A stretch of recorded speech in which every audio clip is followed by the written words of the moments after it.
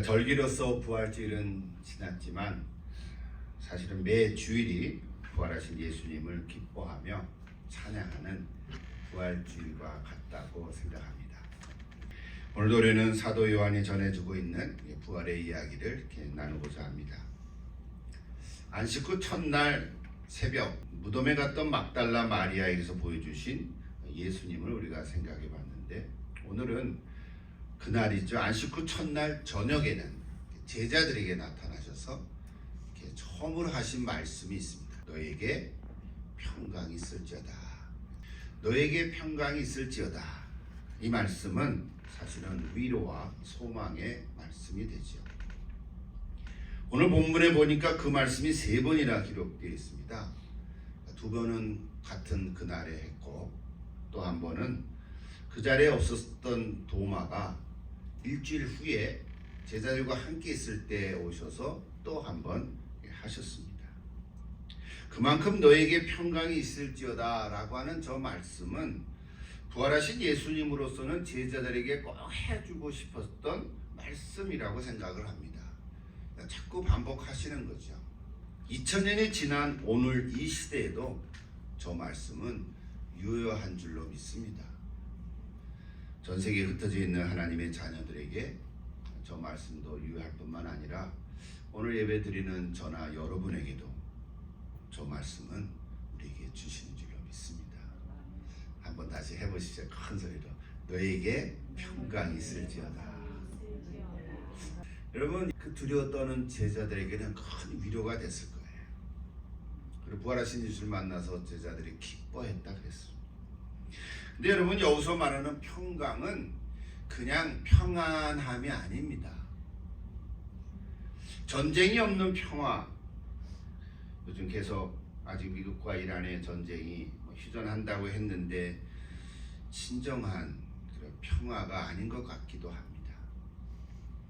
각자 자신들의 이익이 있어서 그 이익을 계산하느라고 참된 평화를 누리기가 어렵습니다. 또한 평강이란 이렇게 넓게 펼쳐진 그 푸른 초원에 누워있는 편안한 그런 모습도 아닙니다. 겉으로 보기에는 평안한 것 같은데 사실 가까이 가보면은 온갖 복잡한 인생 문제는 여전히 갖고 있을 것입니다. 재벌도 그렇고요.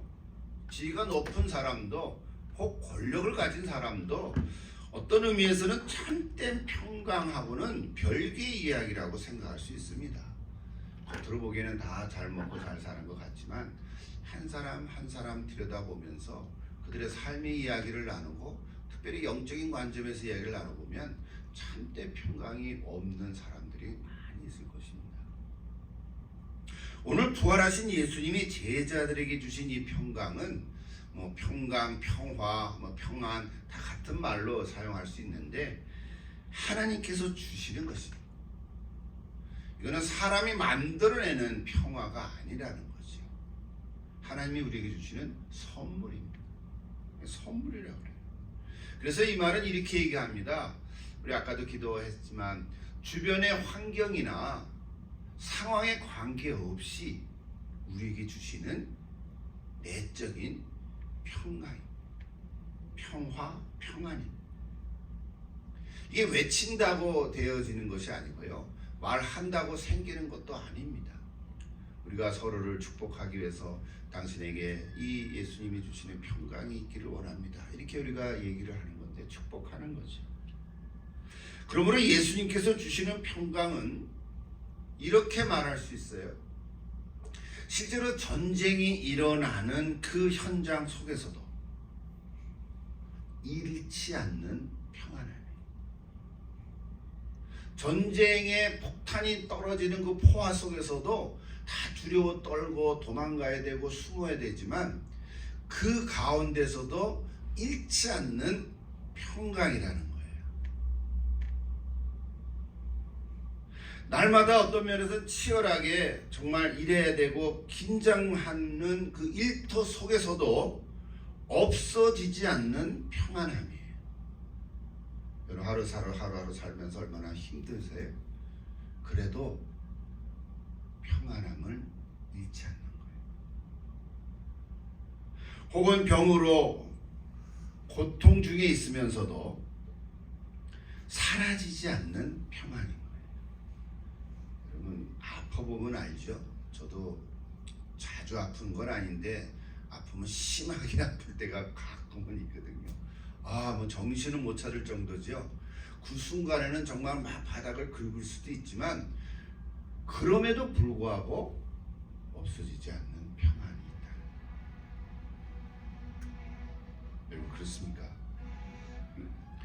빠듯한 재정 상태에서도 한 달 한 달 우리가 메꾸면서 살아가는 우리의 생활 속에서도 여전히 빼앗기지 않는 평안함. 이것이 예수님께서 오늘 주시는 평강입니다. 제가 이렇게 예를 들었지만 수없이 구체적으로 예를 들을 수 있겠죠. 그러니까 어떤 환경과 상황 속에서도 우리는 빼앗기지 않고 잃어버리지 않고 사라지지 않는 이 평강함. 여러분 이 평강이 있으십니까? 있겠죠. 근데 있다가도 또 없어지는 것 같죠. 그게 우리의 모습이에요. 이 평안은 부활하신 예수님이 주시는 선물인데 이 평강이라는 단어를 보니까 헬란말로는 에이레네라는 단어를 썼어요. 이거는 우리가 아까 얘기했던 히브리어 샬롬을 번역한 것이에요. 그러니까 히브리어 샬롬과 에이레네가 같은 뜻입니다. 이 샬롬은 원래 평안하다, 완전하다라는 뜻의 동사가 샬렘인데 이 샬렘 동사에서 샬롬이 왔어요. 명사가 됐죠. 사전적인 뜻은 이런 거예요. 어떤 사람이 하나님과 다른 사람과의 관계에서 가지는 총체적인 안녕이다. 이렇게 뜻을 설명했어요. 제가 이거를 찾으면서 안녕이라는 단어를 그 뜻에 썼어요. 그래서 굉장히 좀 새로웠어요. 안녕? 우리가 자주 안녕하세요 인사하잖아요. 이웃 사람 만나면 안녕하세요 그렇게 얘기하잖아요. 여기는 좀 재미없지. 굿모닝 가와려 이렇게밖에 안 하지만 한국말로 안녕하세요 하시잖아요. 여러분 그 안녕하세요라고 하는 거 말이 일상생활 속에서 하는 인사 때 쓰는 그 정도가 아닌 거지요. 사실은 안녕하세요 한다는 말은 그냥 인사치레를 하는 것일 수도 있고 잘 지내세요 이런 뜻이 담겨져 있는 거죠. 근데 내용적으로는요, 이 안녕이라는 단어를 보니까 마음에 평강이 있고 마음이 평안하세요 이렇게 묻는 거라는 거예요. 안녕하세요, 속이 평안하세요 그런 거예요. 내면의 평화를 누리고 계세요 이런 단어라는 거예요. 물론 우리가 안녕하세요 라고 인사할 때 실제로 그런 뜻으로 말하지는 않지요. 그죠? 그냥 안녕하세요 그냥 하고 지나가는 건데 안녕이라는 단어를 보니까 그런 거예요. 그래서 여기 오늘 예수님이 얘기하신 평강 에이레네는 이 샬롬의 온전한 상태라는 거예요. 그래서 안녕을 의미하는 거예요. 단순한 감정적인 평온함이 아니고 이 샬롬의 성취다 이렇게까지 말해요. 이 단어 뜻을 이제 정리하면서 성경적인 의미로 말하면 이렇게 말해요. 죄인이 죄의 용서를 받고 하나님과 화해를 이루며 하나님을 나의 참된 피난처로 삼는, 한마디로 구원받은 자의 내적인 상태다. 영적인 상태를 평안이라고 말한다는 거예요. 여러분 우리는 다 구원받은 사람들이잖아요. 여러분 가운데 이 하나님의 평안함이 있기를 기도합니다. 다 있지요. 있지요. 이제 문제는 뭐냐면 이 에이레네가 평안하게 살다가 갑작스럽게 어떤 일이나 어떤 상황 속에서 평안함을 누리지 못하는 때가 있다는 거예요. 근데 그 있다는 때가 평안함이 없어진 게 아니고 사라진 게 아니라 잃어버린 게 아니라 잊고 있다는 거예요. 내 안에 있는데 마치 없는 것처럼 잊고 있다는 거예요. 이거 참 중요하지요. 내 안에 주신 이 평안함이 없어진 게 아닌 거예요. 아까 여러 가지 예를 들었던 전쟁 속이나 또는 치열하게 살아가는 삶의 일터 속이나 병중에 있다거나 또는 재정적으로 빠득하거나 어떤 형편 속에 있더라도 이 평안함이 없어진 게 아니라 잊고 있다는 거예요. 잊고 있다는 말은 뭐죠? 다시 기억하면 회복되는 거죠. 내 안에 이미 하나님께서 주시는 평안함이 있습니다. 여러분 속에 가지고 있는 거예요. 그래서 이 평안을 우리는 회복하는 것입니다.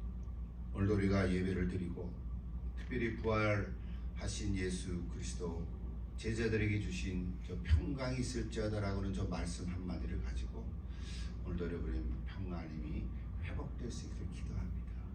지난 한 주간 어떤 삶을 살았든지 다 살다가 또 갑자기 툭 튀어나오는 어떤 일 때문에 어떤 사람이나 사건 때문에 평안함을 잃어버린 순간이 있더라도 여러분 오늘 예배드리는 가운데 주님이 주시는 평강이 다시 회복될 수 있기를 기도합니다. 여러분을 축복합니다. 오늘 첫 번째 나오는 19절이 저렇게 돼 있죠. 이날 곧 안식 후 첫날 저녁 때에 그랬어요. 제자들이 유대인들을 두려워해서 모인 곳에 문들을 닫았는데 예수께서 오셔서 저런 말씀을 하신 거라고요. 일단 첫 번째 질문, 어떻게 예수님 문을 닫았는데 들어오셨을까? 부활하셨으니까. 그래서 부활하신 몸, 신령한 몸, 이걸 뭐라 그래요? 신비스러운데 공간을 초월한 몸이다, 이렇게 말합니다. 공간을 초월하신 거예요. 여러분, 우리 사람들은 공간을 초월할 수가 없어서 이렇게 막힌 곳에 있으면은 들어가고 나갈 수가 없죠. 근데 부활하신 예수님의 몸은 신령한 몸이요 부활체니까 비록 막혔어도 들어올 수 있는 거예요. 이거는 우리는 이해가 안 돼요. 몰라요. 근데 전에 제가 알고 있었던 한국에 있을 때 물리학을 전공한 친구한테 들은 얘기가 지금도 나는 기억을 하는데요. 물리학으로 보면 지금 지구 우주가 26차원으로 되어 있다는 얘기를 들었어요. 저는 증명할 수가 없어요. 설명할 길은 없는데 우리가 아는 거는 3차원에 살고 있잖아요. 1차원은 점이죠. 점과 전이 연결하는 선, 그 1차원. 선과 선이 연결하는 면 2차원. 높이가 있으면 3차원. 우리는 3차원을 알죠. 3차원의 그 디자인을 할 수 있다고. 4차원을 못 넘어가요. 4차원은 그게 시간이 플러스된 거니까 우리는 과거로 갈 수 없고 미래로 갈 수 없는 거예요. 그게 이제 차원의 세계를 얘기하는 건데 26차원은 어떻게 설명할래? 모르겠어요.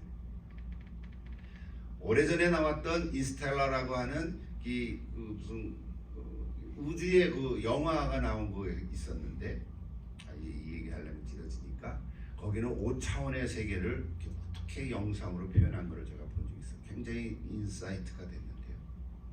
26차원을 얘기하는 그 친구의 말에 의하면 우리는 지금 저 벽을 보면은 벽이 막혔잖아요. 근데 저거를 고성능의 현미경으로 관찰해 보면 구멍이 숭숭 뚫려 있다는 거예요. 우리는 이 종이를 봐도 이게 종이가 다 막혔으니까 이렇게 보면 안 보이지만 이거를 넓혀서 하나의 세포 핵으로 보면 거기에 룸이 많이 있다는 거예요. 여러분, 세포 하나를 현미경으로 보면은 그 안에 세포 핵이 있고 이렇게 막 원자가 돌아다니잖아요. 빙글빙글. 그 안에 공간이 많거든요. 우리 눈에는 안 보이죠. 마치 예수님의 몸이 부활하셨지만 공간을 초월한다는 것은 마치 저 벽에 그 구멍 숭숭 뚫린 것으로 왔다 갔다 할 수 있다는 거예요. I don't know. 설명은 그렇게 해요. 마치 아메바 같이 흐물흐물 가다가 공간이 있으면 쑥 들어가다가 또 이렇게 넓혀지고 또 찍 했다가 또 넓혀지고 마치 그런 것과 같은. 이렇게 얘기하면 예수님의 부활체가 그런 건가? 그런 건 아니에요. 공간을 초월한다는 것이 뭘까 하는 얘기를 지금 한 거예요. 동시에 부활체는 시간도 초월하십니다. 이거는 성경 예를 하나 들을 수 있는데 누가복음 24장에 보면 엠마오로 가는 두 제자의 이야기를 통해서 알 수 있어요. 이 두 제자의 이야기는 오늘 본문인 안식 후 첫날 저녁 제자들이 나타나시기 전에 일어난 그날에 일어난 사건이라고 볼 수 있어요. 낮에 일어난 거죠. 그 두 제자는 열한 사도가 아닌 다른 두 제자인데 누가복음 24장에 보면 글로바라고 하는 이름도 하나 나오고요. 다른 제자는 모릅니다. 어쨌든 그 두 제자가 엠마오로 가면서 낙심하는 마음으로 토덜토덜 걸어가고 있는데 부활하신 예수님이 그 옆에 서서 이런저런 얘기를 하다가 그 두 사람이 더 듣고 싶다 그래서 잠시 마을에 들어가서 시간을 더 보내게 되었어요. 그때 예수님께서 그들과 함께 하다가 음식을 먹으면서 떡을 가지고 축사하실 때 그들의 눈이 밝아져서 부활하신 예수님인 줄을 알아보았어요. 그것이 24장 30절에 나오죠. 근데 31절에 보면 뭐라 그랬어요? 그들의 눈이 밝아져 그인 줄 알아보더니 예수는 그들에게 보이지 아니하시는 줄 알았어요. 갑자기 사라지신 거예요. 그것도 이상하지요. 엠마오로 가는 두 제자 곁에 섰다가 그냥 한 남자같이 느껴졌다가 그냥 같이 어떤 마을에 들어가서 그 음악집에 가서 밥을 먹다가 떡을 떼서 축사하시는 순간 그 제자들의 눈이 예수님이시네, 부활하신 예수님 같아 하는 순간 예수님이 자리에서 휙 없어졌어요. 손오공 같이. 저거를 우리 성경은 시간을 초월한 예수님의 부활하신 몸 이렇게 얘기를 합니다. 어쨌든 신비스러운 몸인 건 사실이에요. 공간과 시간을 초월하신 예수님. 오늘 안식 후 첫날 저녁에 모인 제자들 중에는 시간적으로 볼 때 그 엠마오로 가던 두 제자가 다시 돌아와서 예루살렘에 와서 그 제자들과 함께 내가 가는 동안 예수님을 만났어, 우리도 만났어, 이런 얘기들이 막 오가는 거예요. 그래서 26절에 보세요. 그때 도마는 없었거든요. 여드레를 지나서, 여드레라고 하는 것은 한 주 후에, 1 week later 그렇게 돼 있어요. 그럼 7일인데 여드레째를 얘기하는 거죠. 우리로 얘기하면 주일이죠. 다시 부활하신 예수님이 오셔서 너희 가운데 평강이 있을지어다 또 말씀하셨어요. 또 생각을 해봐요. 왜 하필이면 여드레 지나섰을까? 그때 도마가 없었으면 밤에라도 도마가 다시 제자들 집으로 왔을 거 아니에요, 모이는 곳에. 그러면 예수님도 그 밤에라도 오실 수도 있었고, 그렇죠? 하루 후에 오실 수도 있지 않았겠어요? 도마가 제자들과 함께 모였을 때가 일주일 내내 며칠은 있었을 거 아니에요. 왜 그때 안 오시고 여드레를 지나서 오셨을까? 생각해 보세요. 저 여드레가 뭘까? 그러고 보면 바로 오늘 우리의 주일이에요. 주일은 날마다 있는 건 아니지만 일주일에 한 번씩 오잖아요. 1 week later. 그래서 이렇게 얘기하고 싶어요. 여러분 주일 예배를 빠지지 마십시오. 주일 예배 빼먹지 않기를 바랍니다. 병원에 입원했거나 아니면 지역을 떠나 있거나 그런 거 외에는 여러분 주일 예배를 꼭 드려보십시오. 내가 빠진 그 주일에 어떤 일이 일어났는지 아무도 알 수가 없거든요. 주의 은혜가 있기를 기도합니다. 일주일 후에 도마도 제자들과 함께 있을 때 부활하신 예수님 다시 오셔서 같은 말씀을 주신 거예요. 너에게 평강이 있을지어다. 이때 도마에게 해주신 말씀이 27절에 나옵니다. 아까 읽었지만 내 손가락을 이리 내밀어 내 손을 보고 내 손가락을 내밀어 내 옆구리에 넣어보라. 그리하여 믿음 없는 자가 되지 말고 믿는 자가 되라. 예수님이 도마가 한 말을 이미 다 알고 있는 거죠. 그때 도마가 고백합니다. 나의 주님이시오 나의 하나님이십니다. 그때 예수님께서 곧이어 아주 중요한 메시지를 하나 말씀하세요. 29절인데 같이 한번 읽어볼까요? 예수께서 이르시되 너는 나를 본고로 믿느냐? 보지 못하고 믿는 자들은 복되도다 그랬어요. 저와 여러분은 부활하신 예수님을 직접 만나본 적은 없을 거예요. 전에도 얘기했지만 환상이나 어떤 특별한 경우에 왔는지 모르지만 부활하신 예수님을 실제로 제자들처럼 도마처럼 만난 거는 아니잖아요.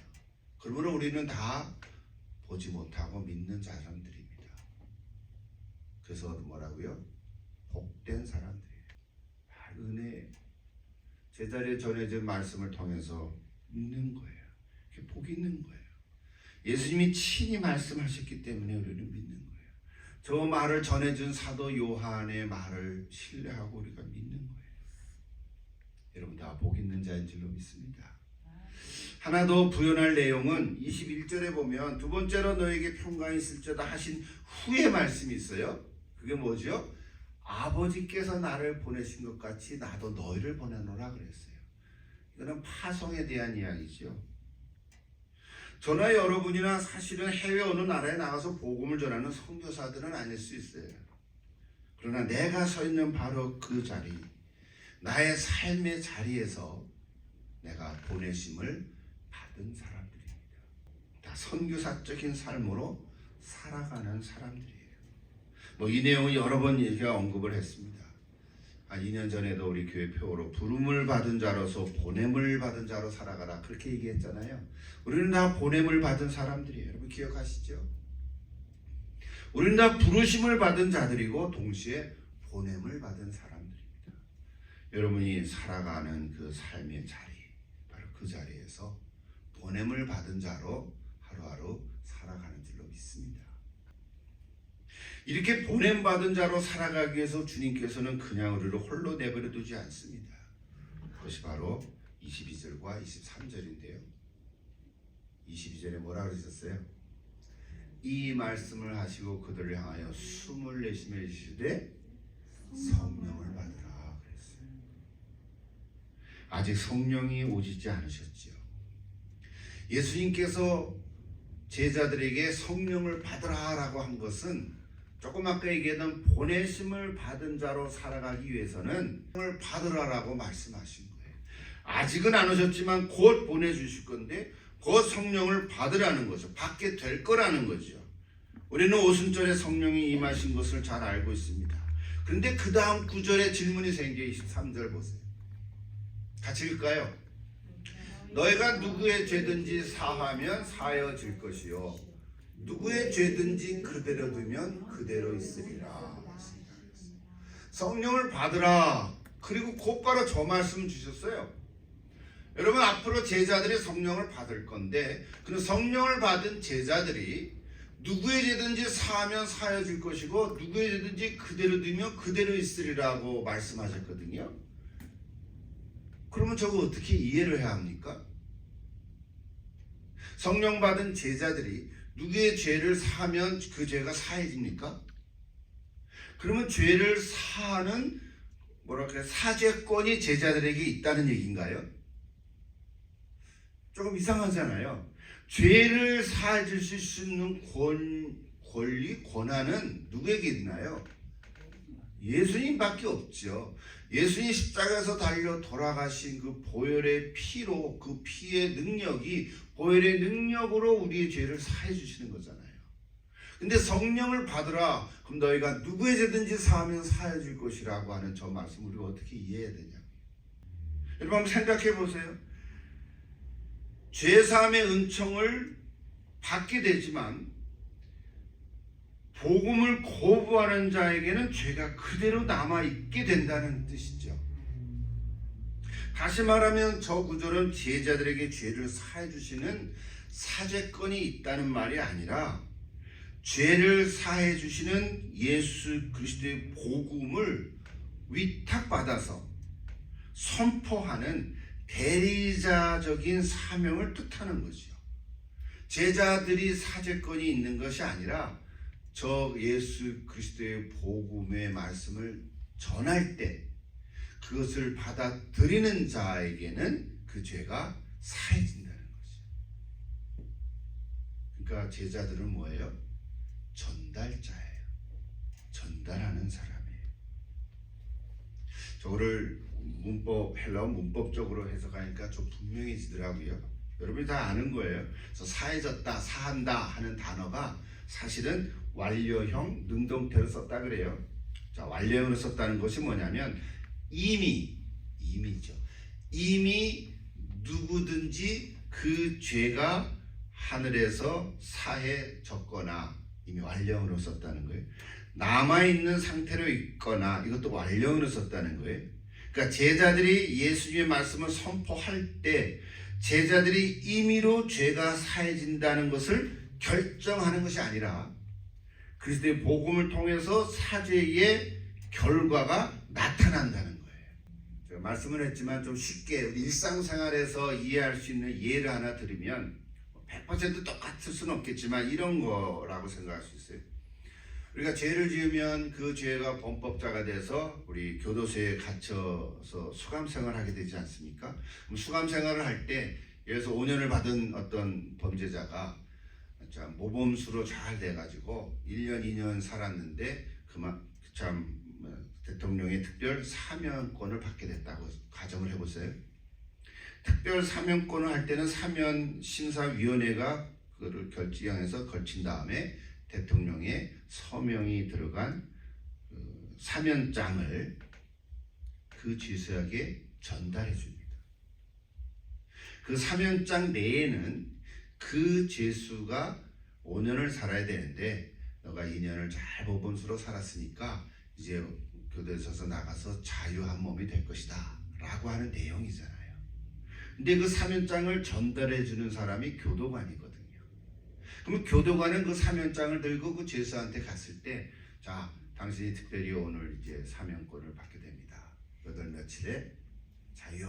이렇게 할 때 그 죄수가 그 사면장을 받아들이면 그 사면장 내에 있는 자유의 몸이 되고 너의 죄가 사해진다는 것이 이루어지겠죠. 그 사람에게 오겠죠. 그러나 그 죄수가 그것을 받아들이지 않으면 어떻게 됩니까? 여전히 그 사람은 죄가 여전히 있고 그냥 감옥에서 계속 죄수처럼 살게 될 거라는 거죠. 일상생활에서 우리가 잘 알 수 있는 건 하나의 이해인데요. 우리 제자들은 마치 교도관과 같은 연결을 하는 거죠. 이미 하나님이 사면장에 예수 그리스도의 보혈로 너 죄가 사해졌느니라 사인을 했는데 그 이야기를 전해주는 제자가 전하는 복음을 받아들이는 사람은 죄가 다 사해진다는 거죠. 여러분 믿습니까? 오늘 저와 여러분은 다 이 복음을 받아들여서 사함을 받았는데 오늘 특별히 요한복음 20장 23절에 예수님이 저런 말씀하셨어요. 성령을 받으라. 그래서 제자들에게 너희가 누구의 죄든지 사하면 사해질 것이다. 저 말만 딱 떼서 얘기하면 제자들이 사면권을 가졌나? 이렇게 생각을 하는데 그런 건 아니라는 걸 오해하지 않고 오히려 이 기쁜 소식을 전하는 사람으로서 살아가는 제자들의 모습을 우리는 발견할 수 있습니다. 오늘도 저와 여러분도 이 역할을 계속 할 수 있고 또 해야 한다고 믿습니다. 여러분 한번 해보십시오. 복음을 전한다 그러면 좀 어렵게 느끼게 되겠죠. 근데 그냥 예수님이 이미 정해준 이 사면장을 전해주는 역할을 할 수 있지 않겠습니까? 그렇지 않습니까? 전해주는 건데 사면장을 전해주는 거예요. 그냥 전달하는 거잖아요. 그러면 성령님께서 역사해 주실 줄 믿습니다. 오늘 사도 요한이 요한복음을 기록한 목적을 분명히 썼습니다. 마지막 31절인데요. 다 같이 한번 읽어볼까요? 오직 이것을 기록함은 너희로 예수께서 하나님의 아들 그리스도이심을 믿게 하려 하며 또 너희로 믿고 그 이름을 힘입어 생명을 얻게 하려 함이니라 그랬어요. 사도 요한이 요한복음을 이제 20장 마무리하면서 저 말씀을 썼어요. 내가 복음서를 기록한 목적이 사람들로 하여금 예수가 하나님의 아들 그리스도심을 믿게 하려 한다 그랬어요. 오늘 저 여러분도 이 복음으로 살아가는 사람들이라면 전달해주는 사람이 되기를 바랍니다. 그래서 복음의 전달자 이런 단어도 있죠. 우리는 다 전달자들입니다. 그런데 그 전달자 속에 너희로 믿고 그 이름을 힘입어 생명을 얻게 하려 함이라 그랬어요. 저 생명은 영생의 생명이죠. 영원한 생명이죠. 영적인 생명인 거죠. 우리 육적인 생명만이 아니라 영적인 생명도 있음을 믿습니다. 이래 하나님께서는 제자들을 부르셨고 성령을 받으라고 그 말씀하셨어요. 오늘 우리도 이 부르심을 받은 사람들이 이 부르심을 따라 살아가는 또 저나 여러분이 될 수 있기를 다시 한번 기도합니다. 여러분 힘써 이렇게 애쓰시면 좋겠습니다. 오늘 예수님이 주신 말씀 너에게 평강이 있을지어다 그리고 성령을 받으라 이 두 말씀을 마음속에 꼭 기억하시고 또 한 주간 살아가시면서 또 삶의 어떤 힘들 어떤 상황이 있을지 모르지만 예수님 주신 이 평강을 잃지 않고 혹 없는 것처럼 느끼면 다시 기억해서 회복할 수 있기를 축복합니다. 여러분 한 주간 주의 평강으로 살아갈 수 있기를 기도합니다. 함께 기도하겠습니다.